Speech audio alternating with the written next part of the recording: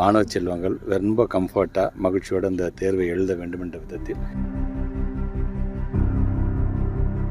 இந்த வாட்டின்னு சொல்லாதீங்க, போன வாட்டிலாம் 50,000க்கு மேலே இருந்தது. இந்த முன்னாடிலாம் பார்த்திங்கன்னா நாங்கள் கொரோனா காலத்தில் பள்ளிக்கூடத்துக்கு வராமல் இருந்து அதன் பிறகும் பள்ளிக்கூடத்தில் நாட்டம் செலுத்தாமல் போன பிள்ளைங்களையும் சேர்த்து தான் நாங்கள் ஹால் டிக்கெட்டை நாங்கள் வழங்கணும். ஏன்னா அட்மிஷன்ஸ் நாங்கள் 1ஆம் தேதி ஆரம்பிச்சிருக்கோம். ஆரம்பித்து 2 நாட்களில் ஏறத்தாழ 25,000 குழந்தைகள் நம்முடைய அரசு பள்ளியை நோக்கி சேர்ந்திருக்கிறாங்க. சில ஃபேக் நியூஸ், சில ஒரு பயமுத்திரத்தை அப்போ வரும்பொழுது அதற்கென்று தான் இப்போ நம்ம இந்த ஃபேக் நியூஸை கண்டுபிடிக்கிறதுன்னு தனியாக ஒரு டிபார்ட்மெண்ட்டை நம்ம உருவாக்கி வச்சிருக்கோம். அதன் மூலமாகவும் அந்த தேர்வு நடந்துகிட்டு இருக்கு, மாணவர்களாம் தேர்வு எழுதிருக்காங்க. எந்த மாதிரியான தேர்வு நடந்துகிட்டு இருக்கு? பொதுவாக ஒவ்வொரு முறையும் நடைபெற இருக்கின்ற பொது தேர்வுக்கென்று வரும்பொழுது என்னென்ன ஸ்டாண்டர்ட் ஆப்ரேட்டிங் ப்ரொசீஜர் நம்ம ஃபாலோ பண்ணுறோமோ அதன்படி 11ஆம் வகுப்பு தொடங்கும் போதும் சரி, 12ஆம் வகுப்பு தொடங்கும் போது அந்த முதல் நாட்களே நானே நேரடியாக சென்று பல பள்ளிக்கூடங்களில் அங்கே வசதி எப்படி இருக்கின்றது, பிள்ளைகள் எப்படி தேர்வு எழுதுகிறார்கள் நேரடியாக நான் பார்த்து, இது அன்றைக்கு மட்டுமல்ல, இதுக்கான ஒரு 2 மாதத்துக்கு முன்பாடி இதற்கான அந்த ப்ரீ ப்ரிப்பரேட்டரி ஒர்க் என்று சொல்லக்கூடிய எப்படி நாம் நம்மை தயார்படுத்தி கொள்ள வேண்டும், எப்படி ஒரு தயார் நிலையில் நாம் இருக்க வேண்டும் என்பதை நாம் ஏற்கனவே அறிவுறுத்திருக்கணும். ஆக அதன்படி ஒவ்வொரு மாவட்டத்துக்கும் ஒரு டைரக்டர் அண்ட் ஜாயின்ட் டைரக்டர்ஸ் ஒரு இன்சார்ஜாக இருக்கிறார்கள் பொதுவாகவே. அங்கே அந்த விதத்தில் அவருடைய அறிவுறுத்தலின்படியும் அந்தந்த மாவட்டத்தை சார்ந்திருக்கின்ற சிஓஸ், டிஓஸ், பிஓ, தலைமை ஆசிரியர் உள்ளிட்ட எல்லாத்துக்குமே அந்த ப்ரொசீஜர் போயிருக்குது. அதன் அடிப்படையில் ஒவ்வொரு வருடமும் எப்படி அதற்கான தயார் நிலையில் இருக்கின்றோமோ அதே போன்ற தயார் நிலையில் பல்வேறு டிபார்ட்மெண்ட்டுகளை ஒன்றிணைத்து, அது இபி டிபார்ட்மெண்ட்டாக இருந்தாலும் சரி, அதே போன்ற அதை சுற்றி இருக்கின்ற மற்ற எல்லா டிபார்ட்மெண்ட்டும் சேர்ந்து எந்த ஒரு தடையும் இல்லாமல் மாணவ செல்வங்கள் ரொம்ப கம்ஃபர்ட்டாக மகிழ்ச்சியோடு அந்த தேர்வை எழுத வேண்டும் என்ற விதத்தில் அதை இந்த வாட்டின்னு சொல்லாதீங்க, போன வாட்டிலாம் 50,000க்கு மேலே இருந்தது.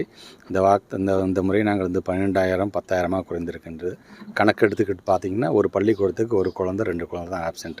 ஸோ இதற்கான அந்த முயற்சியை முழுமையாக எடுத்தது எது என்று சொன்னால் நம்முடைய ஒவ்வொரு உயர் அதிகாரிகளும். ஏன்னா இது போன்ற ஆப்சென்ட் மட்டும் வந்துடக்கூடாது. முன்னாடிலாம் பார்த்திங்கன்னா நாங்கள் கொரோனா காலத்தில் பள்ளிக்கூடத்துக்கு வராமல் இருந்து அதன் பிறகும் பள்ளிக்கூடத்தில் நாட்டம் செலுத்தாமல் போன பிள்ளைங்களையும் சேர்த்து தான் நாங்கள் ஹால் டிக்கெட்டை நாங்கள் வழங்கணும். ஏன்னா எங்கள் எஜுகேஷன் சிஸ்டத்தை விட்டு அந்த பிள்ளைங்க எந்த விதத்திலும் போயிடக்கூடாது. பரவாயில்ல, பள்ளிக்கூடத்துக்கு முழுமையாக நீ வரலைன்னு பரவாயில்ல, எப்படியாச்சும் எக்ஸாமுக்கு போனால் அவனை கடைசி ஒரு மாதத்தில் அவனை தயார்படுத்தணும் கடந்த ஆண்டு.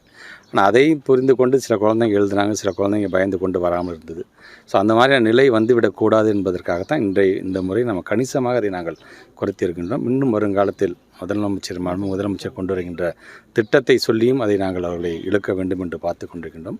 அந்த விதத்தில் அந்த பணியும் செய்து கொண்டிருக்கிற காரணத்தினால தான் இன்றைக்கி அட்மிஷன்ஸ் நாங்கள் 1ஆம் தேதி ஆரம்பிச்சிருக்கோம். ஆரம்பித்து 2 நாட்களில் ஏறத்தாழ 25,000 குழந்தைகள் நம்முடைய அரசு பள்ளியை நோக்கி சேர்ந்திருக்கிறாங்க. அது மட்டுமல்ல, அங்கன்வாடியிலிருந்து நாங்கள் எடுக்கப்பட்ட கணக்கு மட்டும் 3,30,000 பிள்ளைகள் அங்கன்வாடியிலிருந்து பள்ளிக்கூடத்துக்கு 1ஆம் வகுப்பு சேரக்கூடிய அந்த குழந்தை ஒரு கணக்கு எடுத்திருக்கின்றோம்.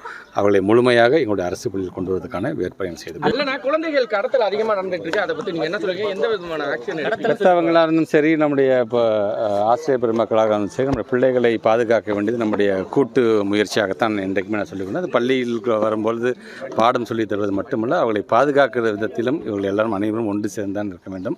அஜாக்கிரதையாக யாரும் இருந்துவிடக்கூடாது என்பதை நான் சொல்கிறேன். நீங்கள் சொல்கிற மாதிரி சம்டைம்ஸ் சில ஃபேக் நியூஸ், சில ஒரு பயமுத்திரத்தை அப்போ வரும்பொழுது அதற்கென்று தான் இப்போ நம்ம இந்த ஃபேக் நியூஸை கண்டுபிடிக்கிறதுன்னு தனியாக ஒரு டிபார்ட்மெண்ட்டை நம்ம உருவாக்கி வச்சிருக்கோம். அதன் மூலமாகவும் அந்த புகார்கள் போக தான் செய்து கொண்டிருக்கிறோம். அப்படி இருந்தாலும் அது ஃபேக் நியூஸாக இருந்தாலும் அது ஒரிஜினல் நியூஸாக ஆகிடக்கூடாத விதத்தில் நாம் விழிப்புணர்வோடு ஒவ்வொருவரும் இருக்க வேண்டும் என்று நான் கேட்டேன்.